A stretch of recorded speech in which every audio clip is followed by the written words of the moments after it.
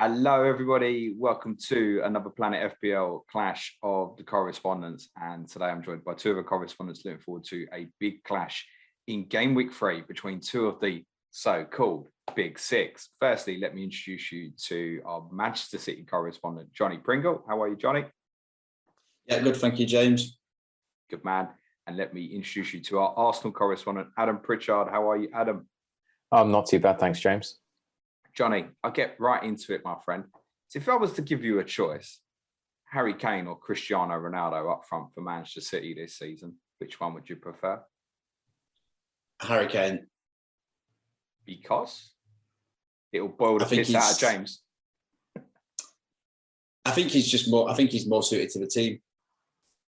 Obviously, I think he's more of the sort of like deep line striker, the sort of false nine / just classic goal scorer that you want, that sort of hybrid. It is a difficult one, to be fair, because Ronaldo is just such a raw goal scorer. And if you ask for one season only, they probably scored a similar amount of goals. But yeah, it's not as simple as that, is it? Obviously, there's a lot of money involved and different ages and stuff like that. So these Ronaldo rumours seem to be gathering a little bit of pace. I don't know if it's part of trying to throw off the scent in terms of trying to get Kane, because all the people in the know seem to suggest that Harry Kane's still the priority. What do you think's going to happen? And we should say we're recording this on Wednesday.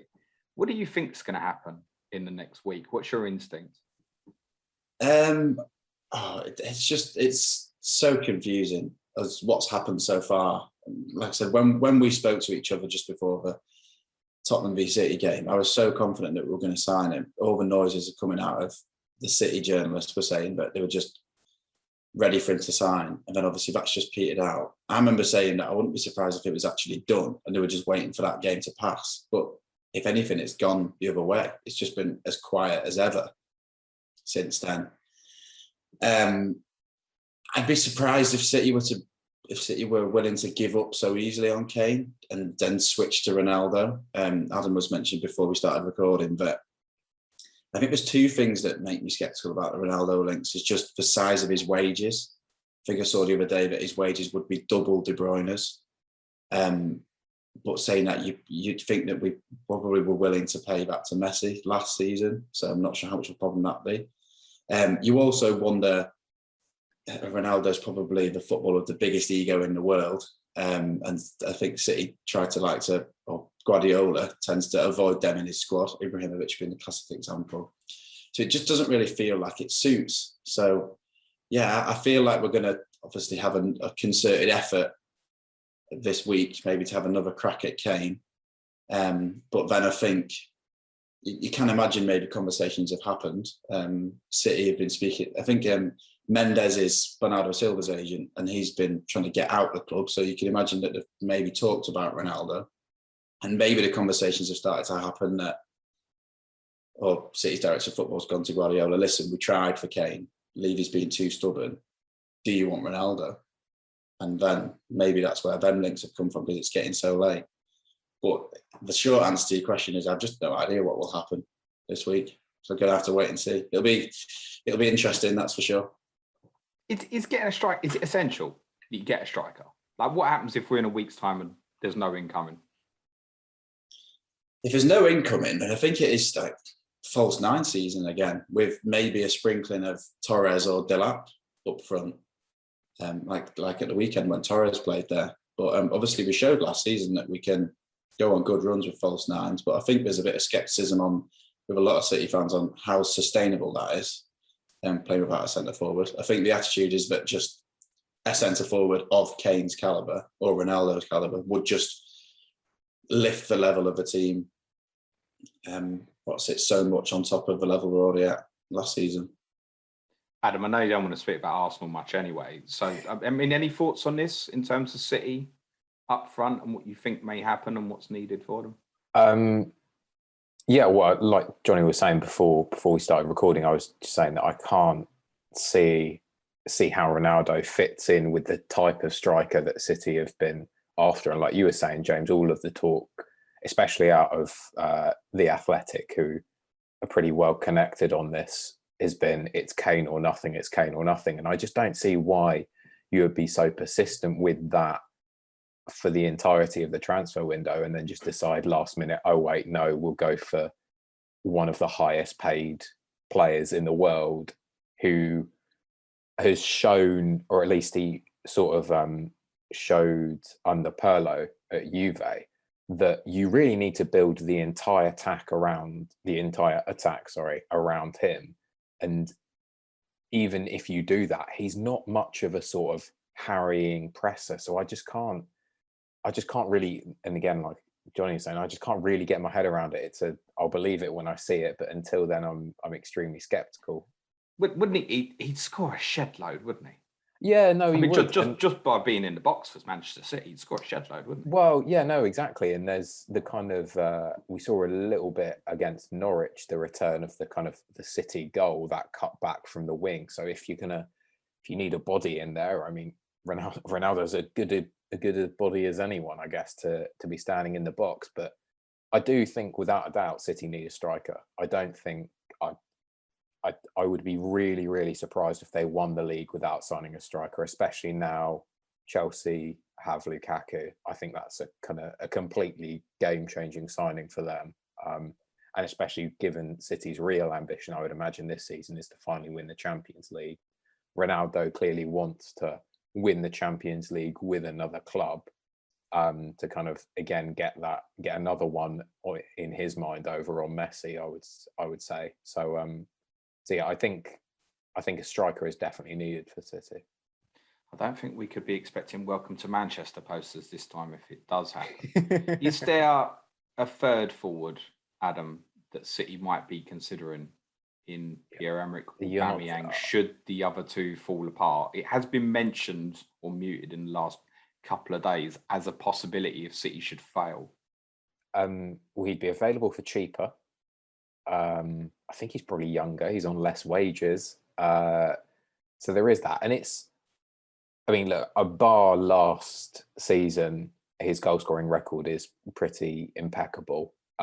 He's done it in different systems with different quality of players around them in different quality of teams, I think it's fair to say. So I could understand that one more than Ronaldo, if that makes sense. Because I think Aubameyang, he's more versatile. Like Ronaldo at this kind of not necessarily age, but the style of player he's developed into isn't someone you're going to stick out wide, whereas Aubameyang can play that role. And despite, I think, wider perceptions of him, he has got quite a good work rate. Like if he plays out on the left wing, he is quite good at tracking the extra runner. So I don't think necessarily that would be a problem. But again, he's still a different profile to Kane.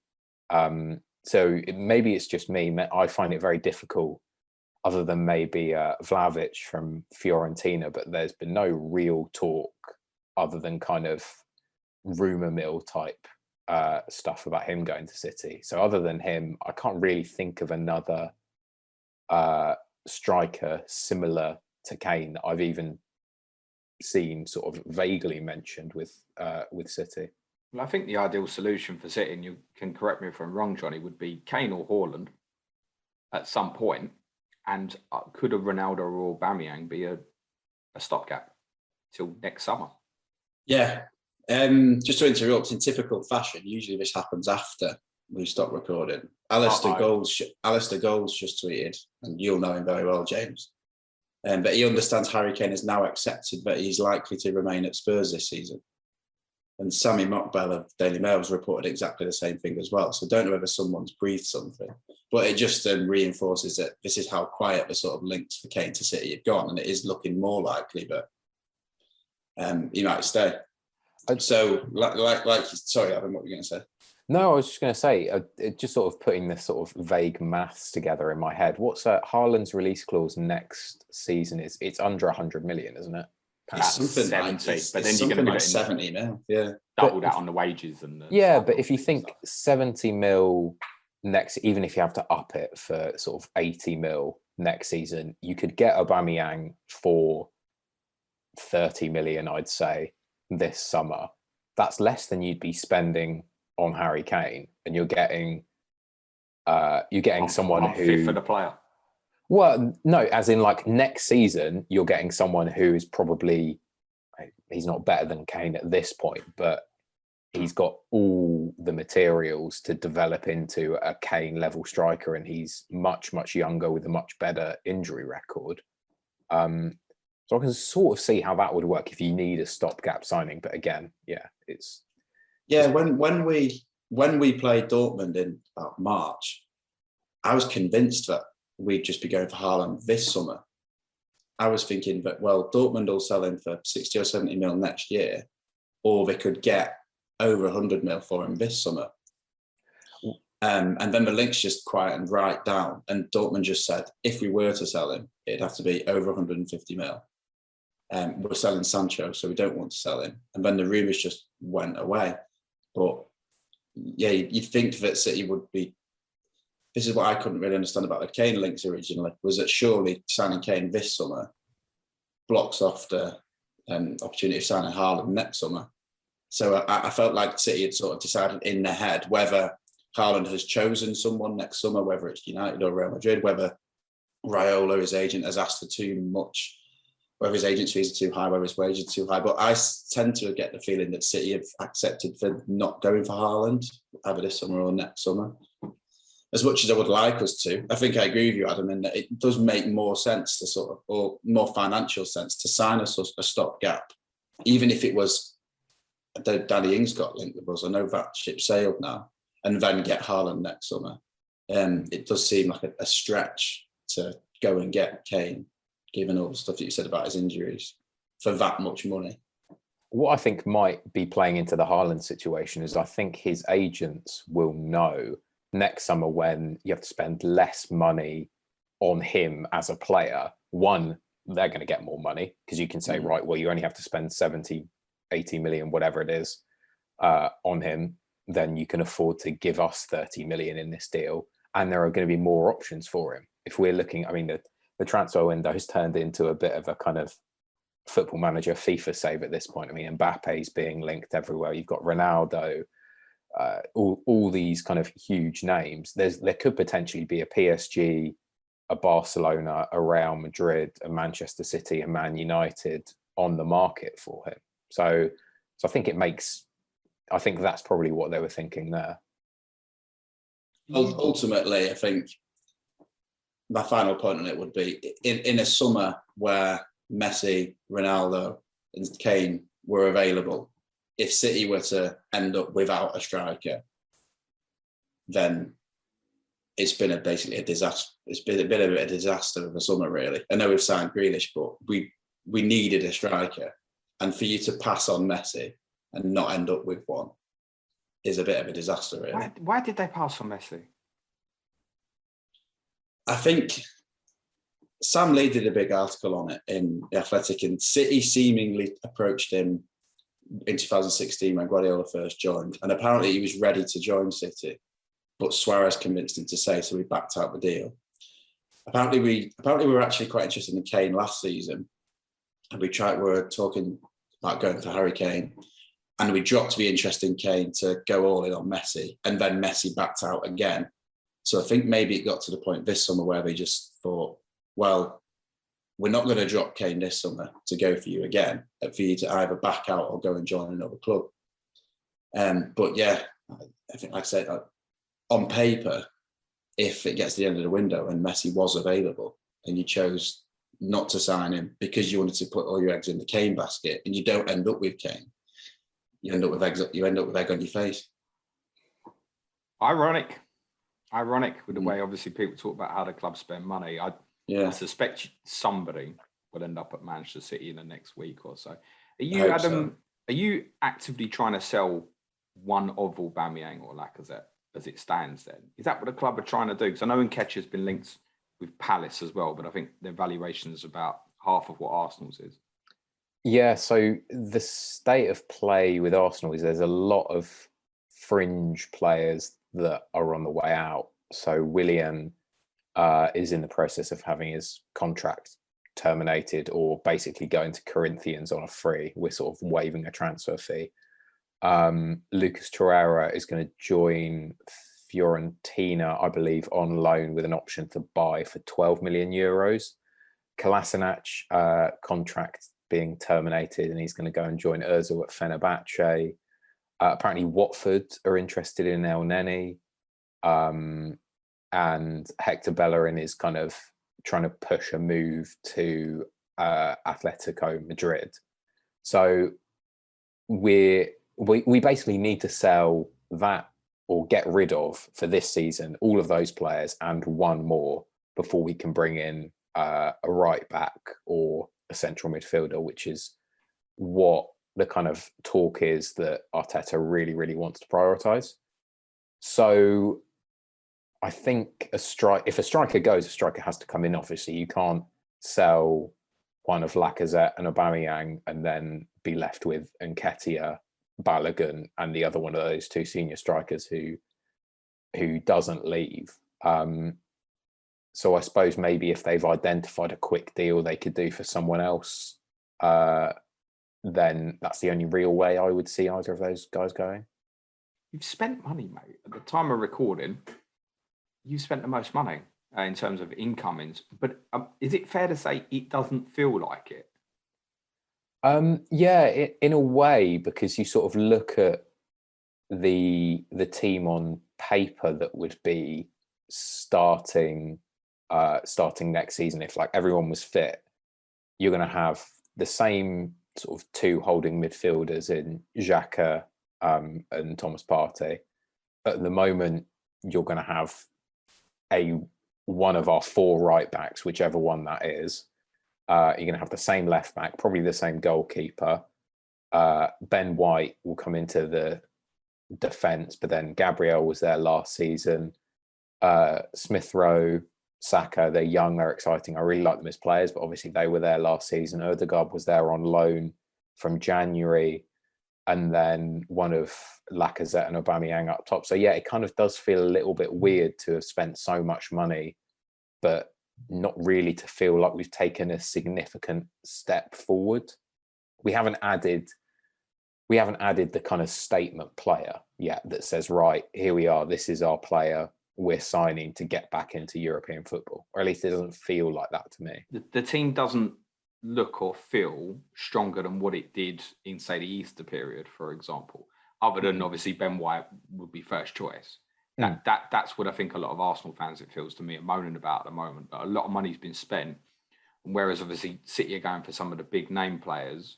Obviously, Arsenal's process at the moment looks like, and it's okay to have this process looking towards the future.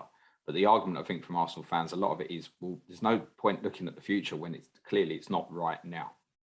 Yeah, no, exactly. And I think that's why a lot of people were excited about the potential, or the talk anyway, of Maddison signing, was that seems like a statement, or as much of a statement as sort of a club of Arsenal's current status can make in this market. So yeah, I do agree with you there.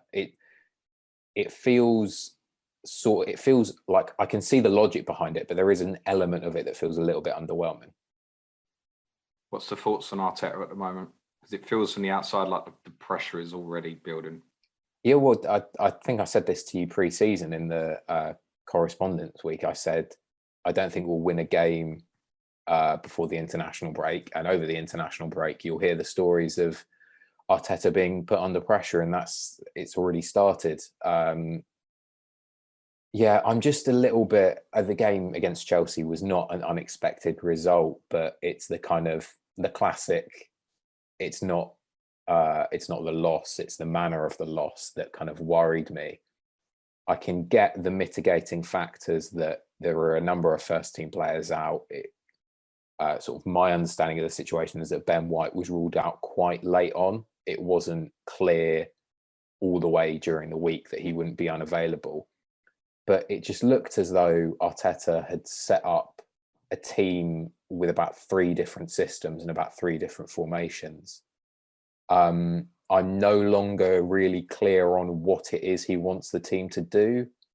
One of his big strengths, I always thought, was in the big games, he was able to set us up to counter the opposition's strengths quite well, whilst keeping a sense of this kind of quick passing.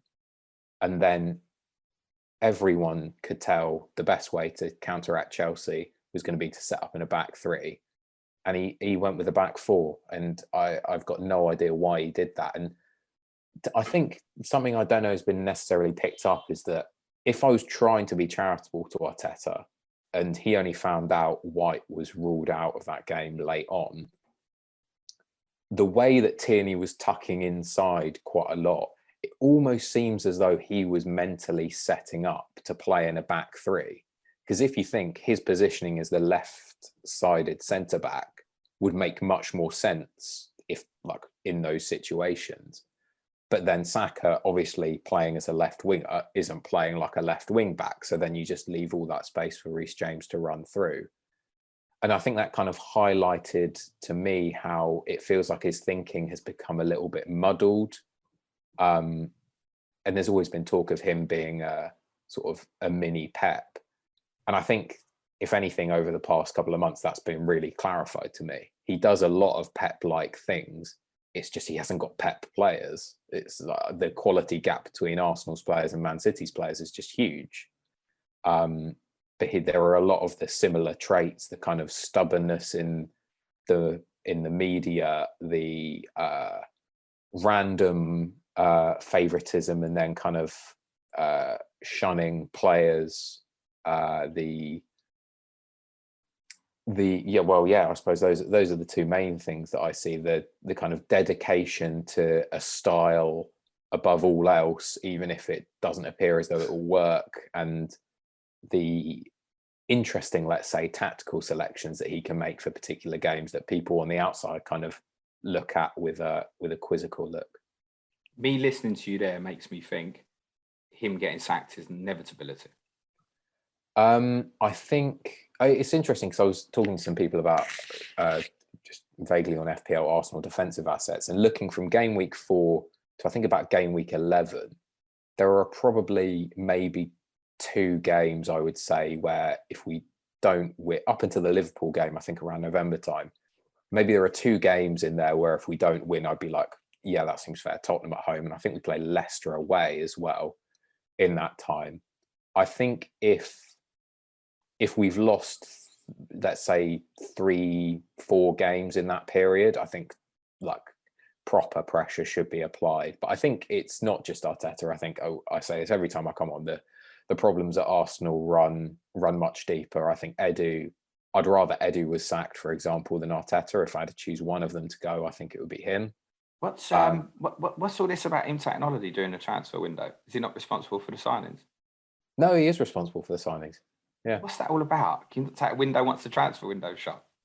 You would think so, but I mean, I think prior to maybe last week, his wife was posting on her Instagram stories of him sort of flipping burgers on a barbecue, and he's been posting pictures, quite ironically, with Raul Sanyehi and Kia Drabkin on a yacht in the Mediterranean somewhere, I think, which is never a good look for a director of football.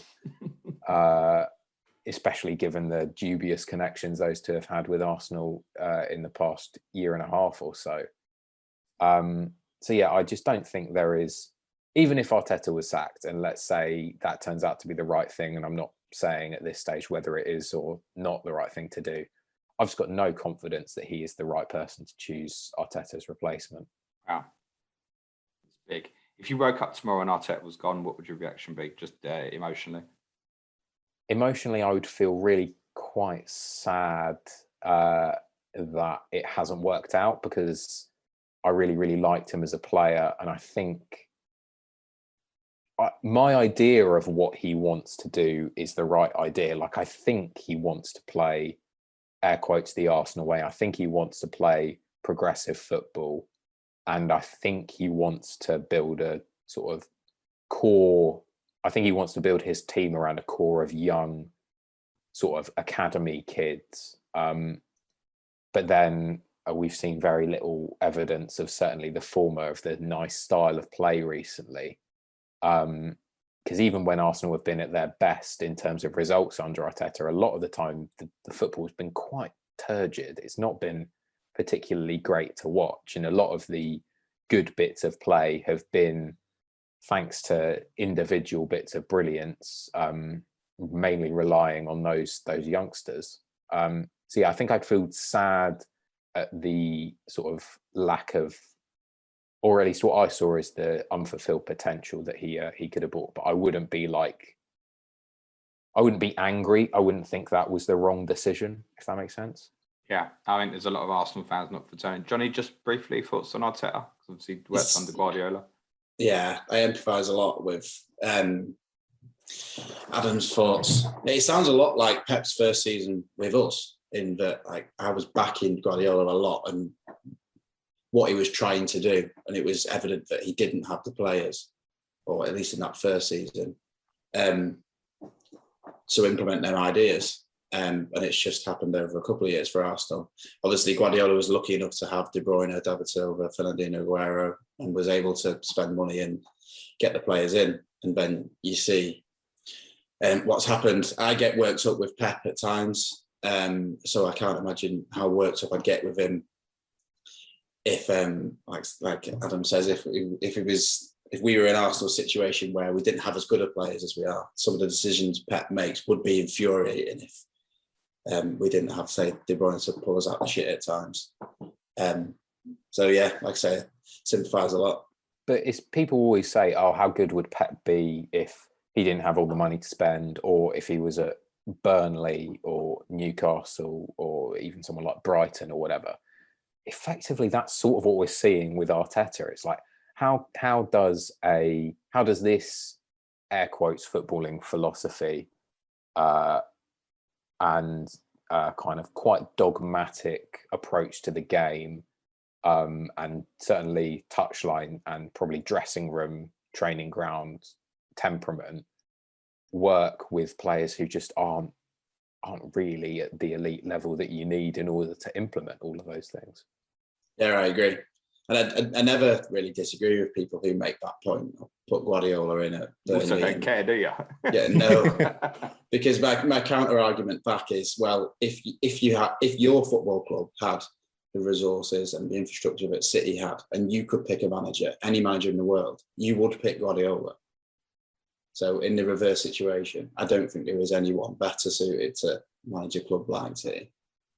Did you take any blame for the opening day defeat, mate? Pep? Yeah. Yeah, just for not shooting Mendy in pre-season. I'll edit that out. Yeah. Was that the problem opening day, Aki, Mendy? No, it wasn't obviously all the problem. We've got players late back. I think, like I said, me and you were together in the pub when the teams came out, weren't we, James? And that first team that we saw, Cancelo left back and Walker. Yeah, I thought we got no chance. Stones and Diaz, I was thinking, bloody hell, we might win it. And then the team came out that I thought we'd play with Mendy and Ake there. Mendy, I just think, has had too many chances now. Ake, I want him to do well, but I just don't think he's of the level required. Great. And then, Torres was up front. We can talk about him in a minute. But yeah, you could sort of just tell from that team that sometimes you can just tell from a lineup, can't you? And I thought we'll do well to win it. And yeah, how easy was Son's goal coming down our left-hand side? I don't think Nathan Ake's Arsenal level, to be very honest with you, Johnny. Did you see Pablo Mari at the weekend? I think I'm Arsenal level based on that. I wasn't going to bring Lukaku into this conversation, but since you did. No, let's talk about Torres and some of the attacking players briefly then, Johnny, because, I mean, when the prices come out, I thought, yeah, I like a bit of that Ferran Torres at 7. But you get put off the closer it comes. Is he going to play? Is he going to play? Started 2. And going back to what we've discussed about the striking dilemma, should you not get one, we're looking at probably either him up front or, as you said, a false 9, right? Yeah, and I tweeted something from my personal account after the Tottenham game, but I deleted after because I felt like it was a bit reactive, saying that Torres is shit and shouldn't play again. But it is... I basically bundled him in along with Ake and Mendy, saying that Ake and Mendy shouldn't play again. And I probably do stand by them too, but less so Torres. And he showed at the weekend, and I was away at the weekend, so I haven't seen the full game. But he showed at the weekend why he is probably the leading candidate, because I don't know if you saw a finish for his disallowed goal. Yeah, brilliant. But it was brilliant, and he was obviously in there for the first goal. That was the own goal. Like I said, Pep says he seems to have this smell for goals, and he is a good finisher.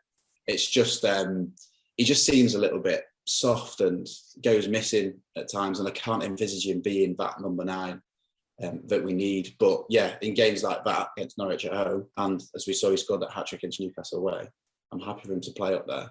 He just needs to do a bit more than like we did in the Tottenham game, for example. Yeah, I think for myself, watching the game, obviously from a Spurs perspective, there's no fear there. There's no, I fear Ferran Torres.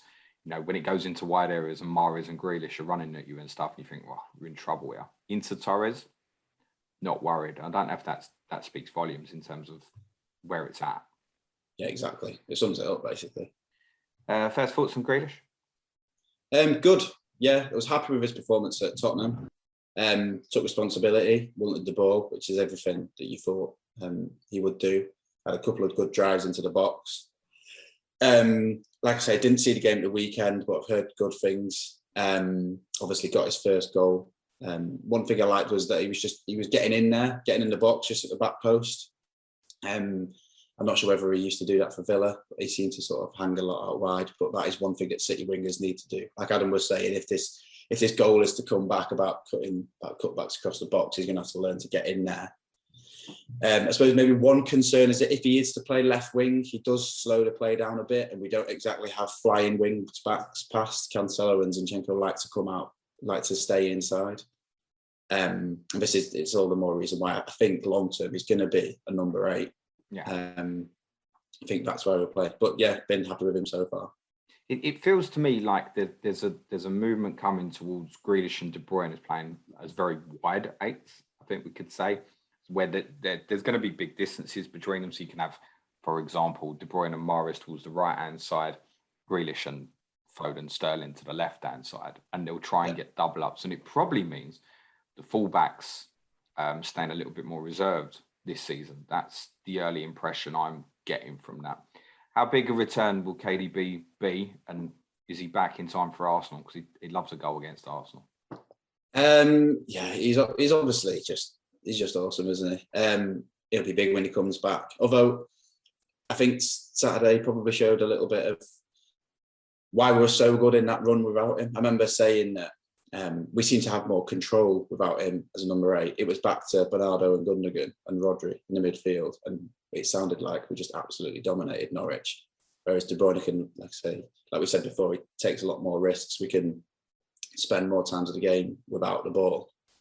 But yeah, in the big games, that's where he makes a difference. So yeah, I'm hoping he is back for Saturday. And Pep said Laporte will play again. Is this second chance, final chance? Has this put John Stones' place at risk? Well, I don't think it's necessarily like a final chance for Laporte, because I don't think he really did anything wrong. Like I said to you the other day, I just think Stones and Diaz were just so good that you couldn't drop any of them. And I think I'm of the opinion that if Diaz or Stones' form was to drop, then stick Laporte in the team, because we genuinely do have 3 world-class centre-backs there. And it is a shame that one of them won't be able to play. Could there be a little bit of a case here that there's been rumours of Laporte saying he potentially wants to go because of that? Get him in the team before the window shuts and then change it back afterwards? Maybe. Although I was just listening to the podcast before I came on.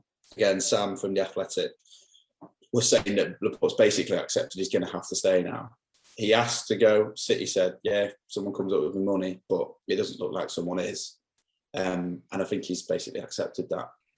And like I say, if he knuckles down and basically gets in the team, then again, like you do very well to remove him. So yeah, it's centre-back situation was quite clear at the end of last season, but it's all up in the air at the moment. I take it still no City players in the FPL team. No, and I think this is probably just as confusing a time to come on the pod. Obviously, it's always confusing, but like I said, if you don't know who's going to be playing centre-back, and obviously I called for all the world that Mahrez would play against Norwich. Obviously, that was the thing in pre-season, wasn't it? Will Mahrez play against Norwich? Will Mahrez play against Norwich? I'm like, yes. I did warn you, Johnny. You used the word, and I warned you not to use it. Yeah. But to be honest, it only made me relax. I was on the golf course at the weekend. I was on a golf holiday actually, and it was only after the game when I came. But I was tracking the scores, and it was only when I came off and I thought, "Shit, Mahrez didn't even start." But then that just says everything about Pep Roulette, doesn't it? Jesus, who's never played right wing for City before, I know he's played there for Brazil. Then Mahrez just randomly drops, and Jesus put in at right wing. You just can't read him. So what's the thinking? Just stay away from it at the moment. As in City assets generally? Yeah, I think so. I'm just looking at the fixtures. Obviously, Arsenal, I know you took the piss out of me when I said Tottenham was a difficult fixture, and it is for us. I know Arsenal at the moment is obviously seemingly seems an easier fixture than most, but then Leicester after that, Southampton, Chelsea, Liverpool. So I just think while the fixtures aren't great, I don't know, for me, it's just sort of bide your time. Use that to see who we sign, who's going to play where, who might emerge. If you were to take a punt, yeah, happy to take a punt on Grealish because he's obviously starting both games. KDB starts at the weekend, but I can't see you going him over Salah, Bruno, or Lukaku at the moment. I think if you were to pick a defender, Diaz or Walker. Not Cancelo?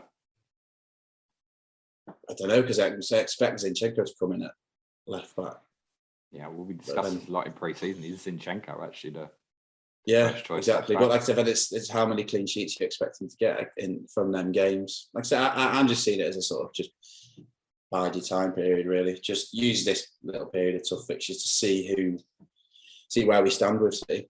Yeah, I think Liverpool's game week 7, isn't it? Which is Chelsea's big fixture swing. So I think game week 8 mark again.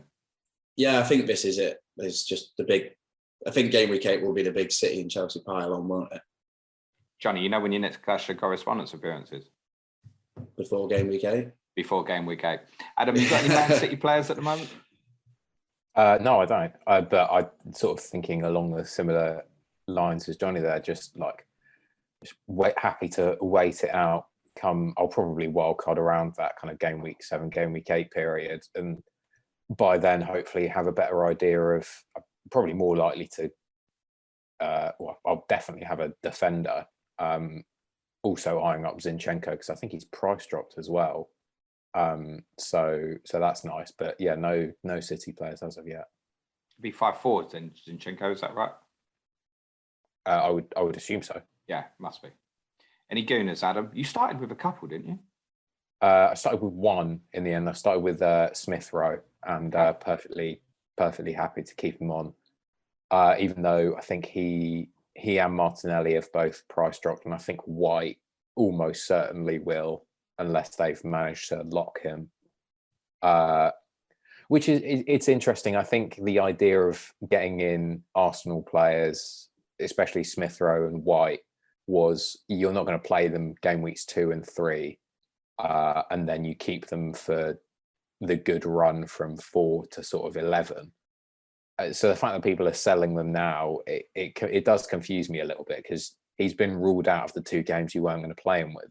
Yeah, he's going to be worth, if you think he was going to be worth the 4.5 value, and if Smith Rowe is going to be worth the 5.5 value for that run, you may as well just keep them through because they're probably going to rise back up to their original prices anyway. Is my thinking on it. Exactly that game week 4. I mean, I looked at your home fixtures up until January, and in theory, the toughest one you've got on paper is Tottenham in game week 6. So from the rotation perspective, White is priced. It's absolutely brilliant.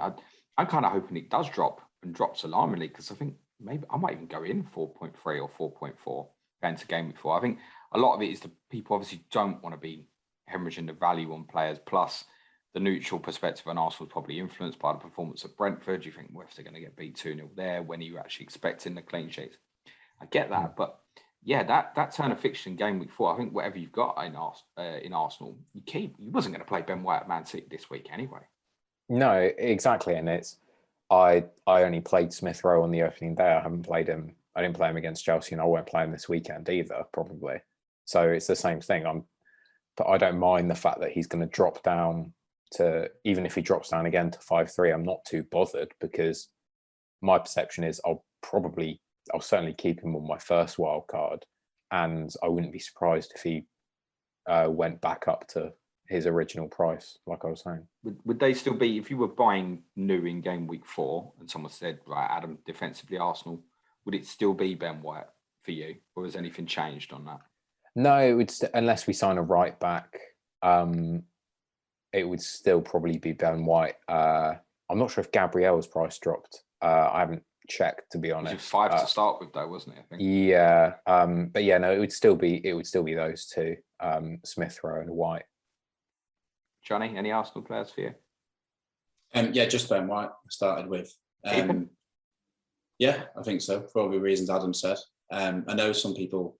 I've got him and C.O.T.C, and I know a lot of talk on the community is you're going to need to get rid of both of them soon. But I'm happy to sort of like upgrade C.O.T.C and just keep White as maybe the 4th/5th centre back.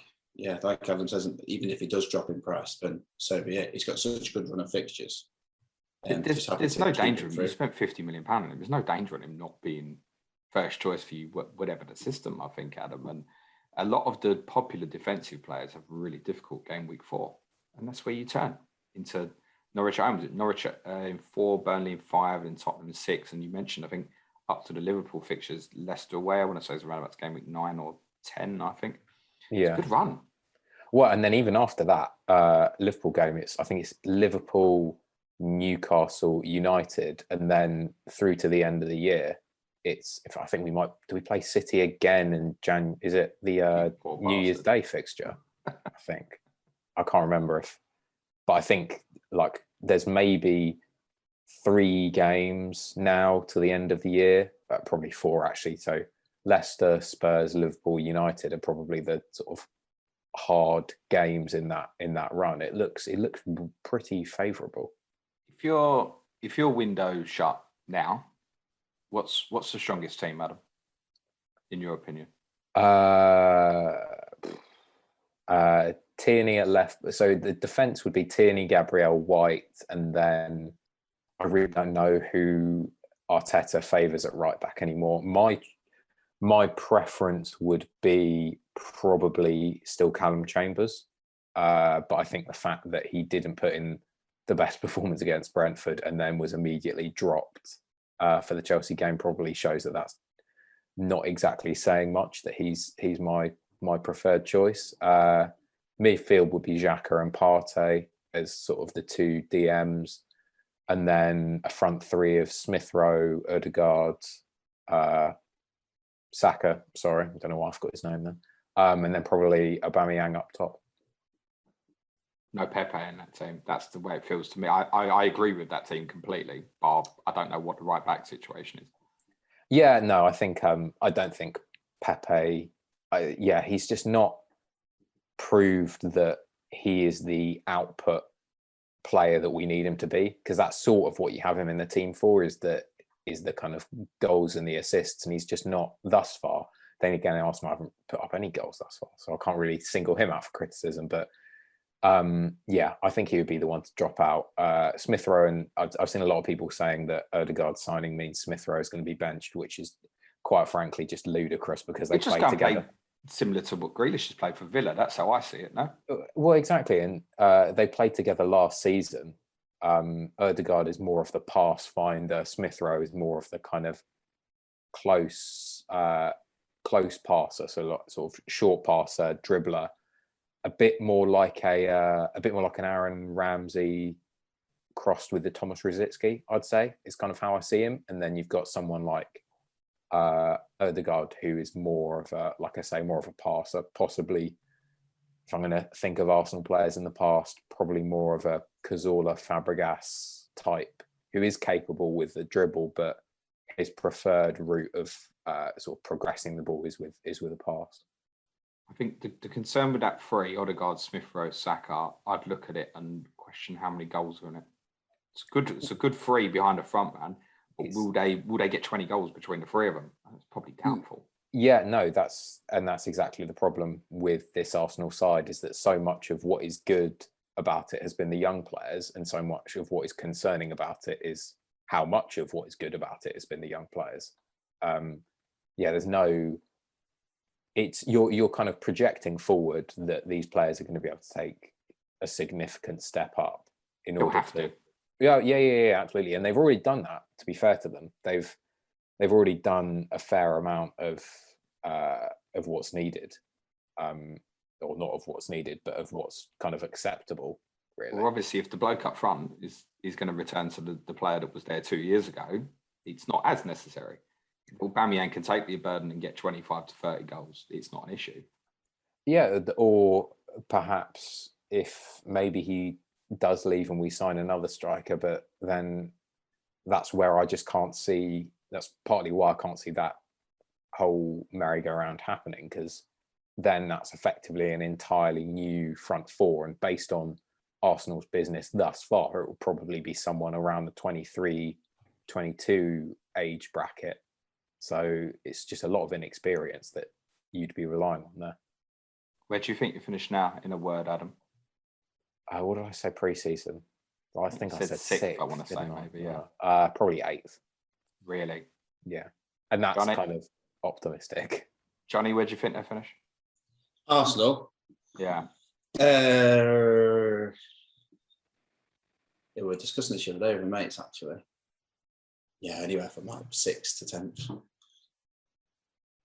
It concerns you, given Liverpool and Chelsea a bit of a start in terms of the title, Jonny? Admittedly, they play each other this weekend, so they can't both win again. Yeah, no, sort of what I expected from them, to be honest. I don't really. It was a shame we lost, obviously. We picked up 0 points from the first weekend. I was expecting to sort of only pick up 1, so it was a shame we lost. But yeah, I expected nothing less from both Liverpool and Chelsea than winning 2 out of 2, to be honest. I think it's going to be a good title race. Adam, any thoughts briefly, having kind of got Chelsea first hand at the weekend, see what they look like with Lukaku? I think they'll probably win the league. I think Lukaku is it's a game changing signing for them. I saw the way that you can just see the template goal that they're going to score. Like I was talking about earlier, you had that stereotypical template City goal, the cutback from the inside, and Lukaku did it so many times for Inter Milan with Hakimi bombing down the on from right wing back, and you can just see how that link up with Reece James is going to progress. And then you've got the potential for Lukaku to occupy defenders and have Havertz and Mount and even Werner drifting around, and that's not even to mention Pulisic, Ziyech as well. I think Chelsea will win the title, and I think City will come second. It sounds like we need a re-record though, because Kane's just tweeted that he's staying. He's tweeted? Yeah. Oh, well. I don't know if you're making it up, Jonny, because I've got no reception where I am. No, I'm genuinely not. Like, Harry Kane just tweeted, 100% staying at Tottenham this summer. Wow. Okay. So, Ronaldo or bust then. We'll leave it there. Prediction for the weekend then, Jonny? I think we should be winning 2-0. 2-0. Adam? It'll be the standard 3-0 City win. You'll be 3-0 up after about 40 minutes, and we won't be able to lay a glove on you for the rest of the match. To be honest, I think probably 3-0 as well. I think you're not helped, Adam, by players missing. It's really disrupted your pre-season as well. I feel like your season starts in game week 4, mate. Get through the weekend and not get battered. And obviously, if you get a result, then it's a brilliant result. I can't see it at the moment, mate. Just lastly, quick question for both of you. Jonny, FPL captain this week. Do you know who you intended it to be? I think it's going to be Mr. Mikel Antonio. Adam? Same here, Antonio. Full house, I think. Interesting. Guys, thank you very much. Jonny, just let listeners know where they can follow you on Twitter. At FPL Pringle. I've already had 2 DMs this morning asking if Mahrez is going to play this weekend. So is Mahrez going to play this weekend, Jonny? So don't send me any more. Is he not nailed? No. Well, not even Edison's nailed now because of his COVID thing that he might not come back from Brazil. So yeah, I'm just keep my mouth shut. Yeah, interesting. And Adam, where can everyone follow you, mate? It's at 352 on Twitter. Spelled out in letters, not numbers. Good man. Thanks very much. Good luck to both of you for the weekend and for the season. I'll be streaming on YouTube tomorrow, 3 p.m. With my Exchange stream, and 10 o'clock Saturday morning for the Game Week 3 deadline stream as well. 2 Clash of the Correspondents coming up for you in the international break. FPL Tactician, FPL Loco Lord previewing Leeds and Liverpool, and also Sith Goal and Bradley Parker previewing Watford and Wolves, the 2 teams who probably on the fixture ticker got the best September. Other than that, just leaves me to say thanks again to Jonny and to Adam. Cue music, please, man child.